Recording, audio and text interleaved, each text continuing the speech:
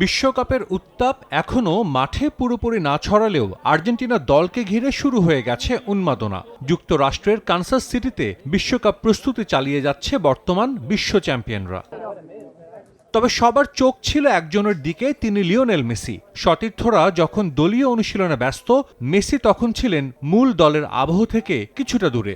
আলাদা করে conditioning session করেছেন আর্জেন্টাইন অধিনায়ক। বাম হ্যামস্ট্রিংয়ে মৃদু চোট ও পেশির ক্লান্তি এখনও পুরোপুরি কাটেনি ৩৮ বছর বয়সী তারকার। মূল আসরের আগে ২ প্রস্তুতি ম্যাচে মেসি খেলবেন কিনা এই বিষয়েও স্পষ্ট করে কিছুই বলছে না Argentina team management.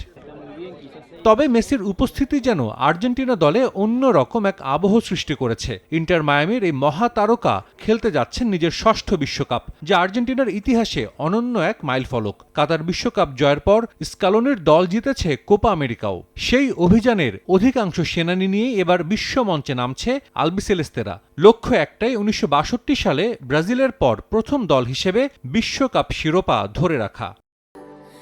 Sandalina so, রূপচর্চায় আভিজাত্য। কানসাস সিটির আর্জেন্টিনার বেস ক্যাম্প পরিণত হয়েছে আরেক বুয়েনোস এইরেসে। দর্শক, স্থানীয় কর্মকর্তা আর ফুটবল প্রেমীদের ভিড়ে সৃষ্টি হয় উৎসবমুখর পরিবেশ।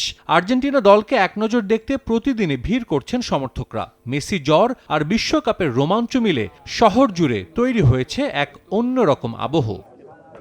হন্ডুরাস ও আইসল্যান্ডের বিপক্ষে 2টি প্রস্তুতি ম্যাচ শেষে আবারও কানসাস সিটিতে ফিরবে আর্জেন্টিনা। এরপর শুরু হবে বিশ্বকাপ মিশন। গ্রুপ পর্বে আলজেরিয়া, জর্ডান ও অস্ট্রিয়ার বিপক্ষে লড়বে বর্তমান চ্যাম্পিয়নরা। শিরোপা ধরে রাখার দুর্মর আকাঙ্ক্ষা নিয়ে বিশ্বকাপে এসেছে আর্জেন্টিনা। আর কোটি সমর্থকের প্রার্থনা, যুক্তরাষ্ট্রে এবার যেন মেসিরা লিখে ফুটবল মহাকাব্যের নতুন কোনো অধ্যায়। সাজিদ মুস্তাহিদ, সময় সংবাদ।